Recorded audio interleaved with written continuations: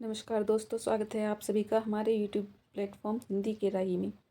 दोस्तों, आज की वीडियो में हम संज्ञा किसे कहते हैं, संज्ञा का अर्थ और इसके भेद पढ़ेंगे। आइए शुरू करते हैं आज की वीडियो। सबसे पहले संज्ञा की परिभाषा। किसी व्यक्ति, गुण, प्राणी व जाति, स्थान, जगह, वस्तु, क्रिया और भाव आदि के नाम को संज्ञा कहा जाता है। उदाहरण हैं पशु, पक्षी, मानव, ये सभी जाति व प्राणी हैं। दिल्ली, मंदिर, ये दोनों स्थान व जगह हैं। दादा, दादी, सुरेश, रमेश, ये व्यक्ति हैं। मानव जाति है, ये प्राणी हैं। पेन, किताब, साइकिल, ये वस्तुएं हैं। हंसना, रोना, गाना, ये भाव हैं। सुंदर, साफ सुथरा, ये गुण हैं। और भागना, खाना, मारना, पीटना, ये सभी क्रियाएं हैं। अब संज्ञा के भेद।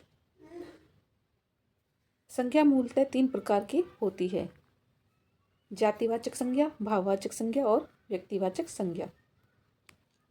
परंतु अंग्रेजी व्याकरण के प्रभाव के कारण कुछ विद्वान संज्ञा के 2 अन्य भेद भी मानते हैं, जो हैं समुदायवाचक या समूहवाचक संज्ञा तथा द्रव्यवाचक संज्ञा।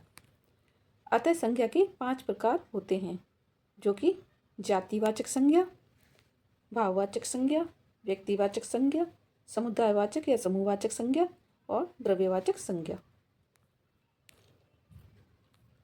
सबसे पहले जातिवाचक संज्ञा पढ़ते हैं।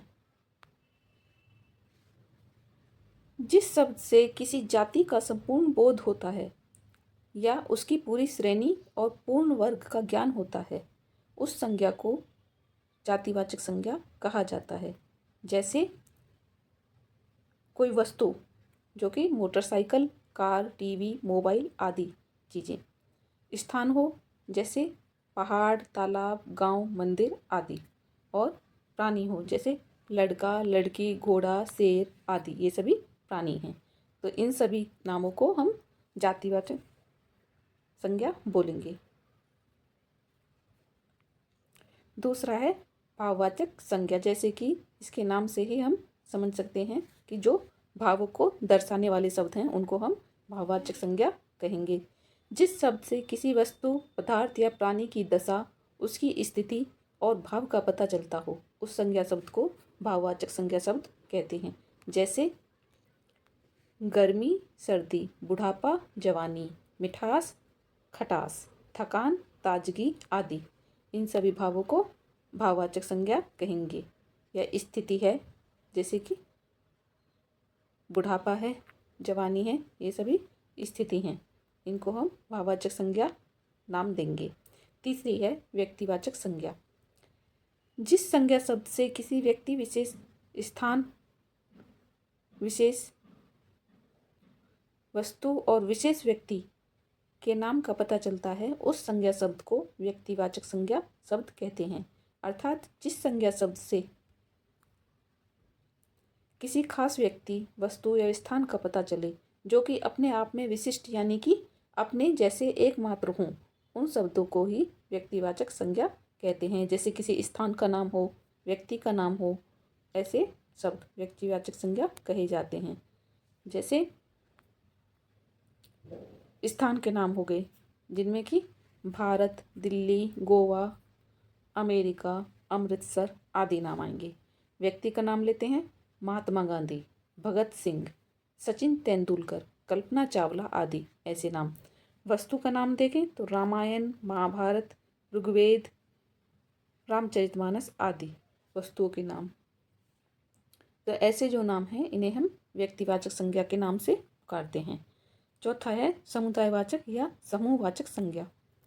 जो शब्द किसी विशिष्ट या एक ही वस्तुओं के समूह या एक ही वर्ग व जाति के समूह को दर्शाता है, वह शब्द समुदायवाचक या समूहवाचक संज्ञा शब्द कहलाता है। जो एक ग्रुप का नाम हो, जैसे कि गेहूं का ढेर, तो ढेर में बहुत सारे गेहूं होंगे, वो एक जाति होगी गेहूं की, तो ये समूह हो गया गेहूं का, तो उसे समूह या समुदायवाचक। लकड़ी का गट्ठर, यह भी लकड़ी का समूह है, बहुत सारी लकड़ियों का समूह। विद्यार्थियों का समूह, तो यह भी समूहवाचक संज्ञा होगी। यहाँ ढेर, गट्ठर, समूह शब्द किसी न किसी व्यक्ति वे वस्तु के समूह व जाति को दर्शा रहे हैं।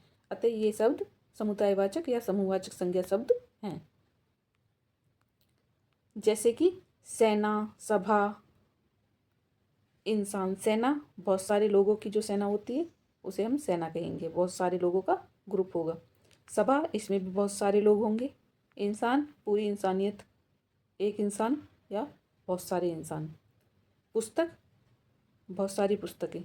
झुंड, ये भी किसी भी चीज़ का बड़ा भाग यानी कि समूह है, तो इसे हम समूहवाचक संज्ञा कहेंगे। अगला है द्रव्यवाचक संज्ञा। जो शब्द किसी पदार्थ, धातु और द्रव्य को दर्शाते हैं उन शब्दों को द्रव्यवाचक संज्ञा शब्द कहा जाता है। जैसे गेहूँ, तेल, पानी, दूध, दही, लोहा, तांबा, सोना, आटा, दाल आदि।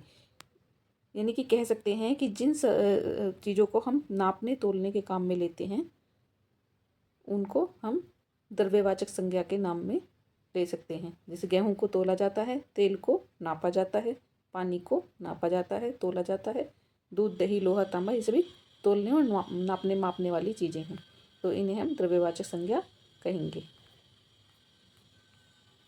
ये था संज्ञा का टॉपिक जो आज हमने कवर किया है।